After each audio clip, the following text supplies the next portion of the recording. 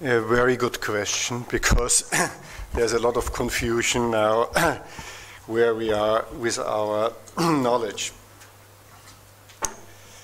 In 2008, there was already a meta-analysis and review of EVA for ruptured abdominal aortic aneurysms, and what they found was, in average, a 30-day mortality rate of about 24% and major morbidity rate of about 44%.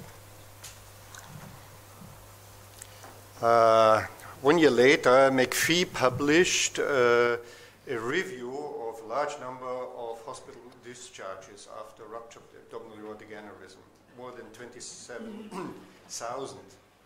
And he found that the hospital mortality rate was significantly less with EVA, about 31-32%, in comparison to open surgical repair of about 40 to 41%.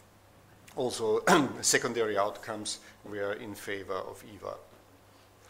Now, meanwhile, we have 4 randomized trials. The first one was the Nottingham trial. It was more or less a pilot trial. A small number of patients were randomized, 32 only. Hemodynamically unstable patients were excluded, and they found no difference between open repair and EVA. However, if you look, the mortality rate was extremely high anyway. Then we had the Amsterdam Ajax trial.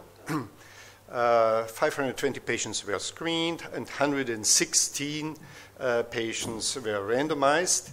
Again, hemodynamically unstable patients were excluded, and also patients which were judged clinically not suitable for open repair. I will come specifically to this group of patients.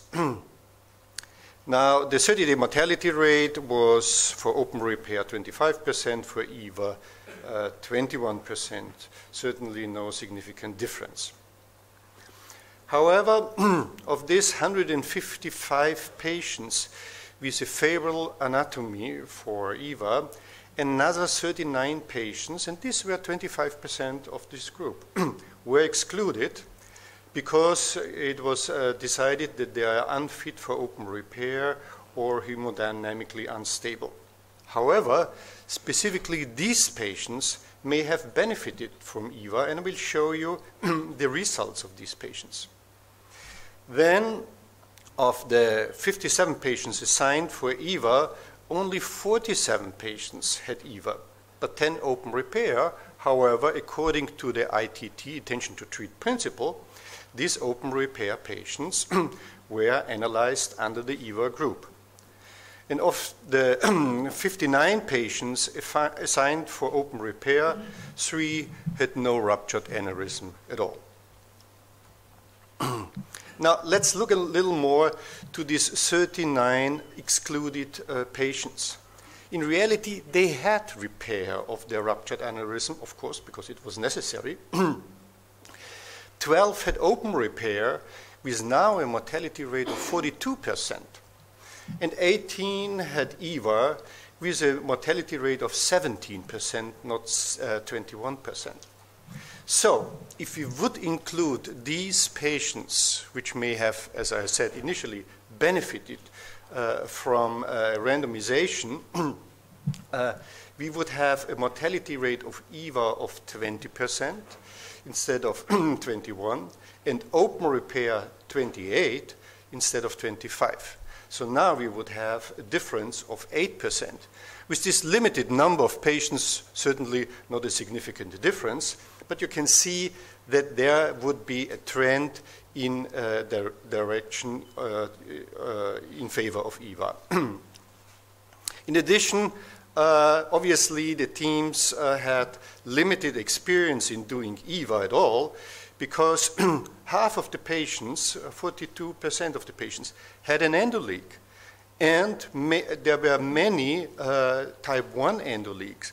Look, 12 patients of these 24 with endoleaks had a type 1 endoleak which had to be converted to open surgery. and 3 additional had a type 1 endoleak, and they were not treated and died. So this is a surprising bad result of EVA. Now, let's come to the IMPROVE trial. This is the largest trial, and 1,275 patients were screened, and finally more than 600 patients were randomized to endovascular strategy or open repair strategy. So that's a specific situation that it was a strategy trial. However, the primary endpoint was 30-day mortality rate. And this was 35% for EVA and 37% for open repair. No significant difference.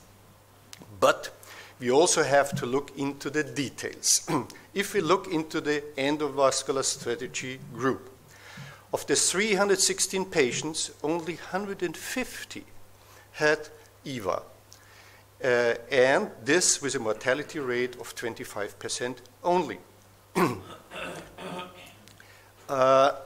116 patients had open repair in this group with a mortality rate of 41%. And 70 patients had no repair at all, and 94% of them died.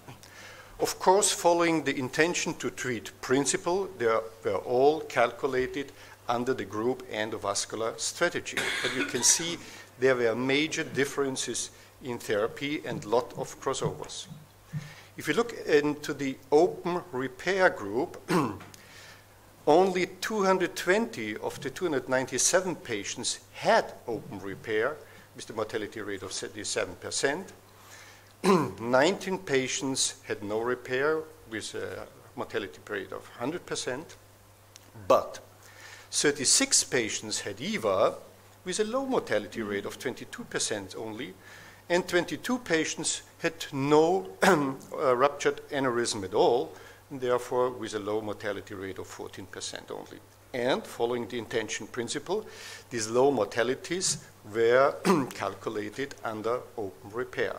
So, if you look at the primary endpoint, intention to treat, 35 versus 37%, but if we look at the mortality rate of those patients, how they were really treated, the treatment per protocol, as it is called, it was 26 versus 38%, a 12% difference in favor of EVA. And then there were many other secondary outcomes in favor of EVA. I will not go into these details. Then we have the fourth trial, the ICA trial from France. It's not published so far. The 30-day mortality rate was 24 versus 18%, no significant difference. Hemodynamically unstable patients were again excluded in this small trial. Secondary outcomes were mainly in favor of endovascular treatment. So just recently, Van Beek published last year a meta-analysis of the various results. Initially, he did the meta-analysis of the randomized trials, not including the non-published French trial. This was certainly no significant difference. Then he looked at the observational studies, and this was clearly in favor of EVA. And then he looked at administrative registry, which may be probably less biased as in comparison to observational studies. And these were also in favor of EVA. So, ladies and gentlemen, let me come to my conclusion. Observational studies may have some bias, there's no doubt. But meta-analysis show a significant benefit of EVA. As I've shown you, the mortality rate in these analyses are about 32% for EVA versus 41% for open repair.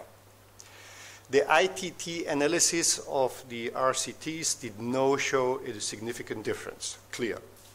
But they were flawed by several reasons. Some excluded patients hemodynamically unstable and unfit for open repair, and some had a crossover of more than 25%. If patients in the IMPROVE trial, which is the largest trial, were analyzed as treated, the 30-day mortality rate would have been 26 versus 38 in favor of EVA.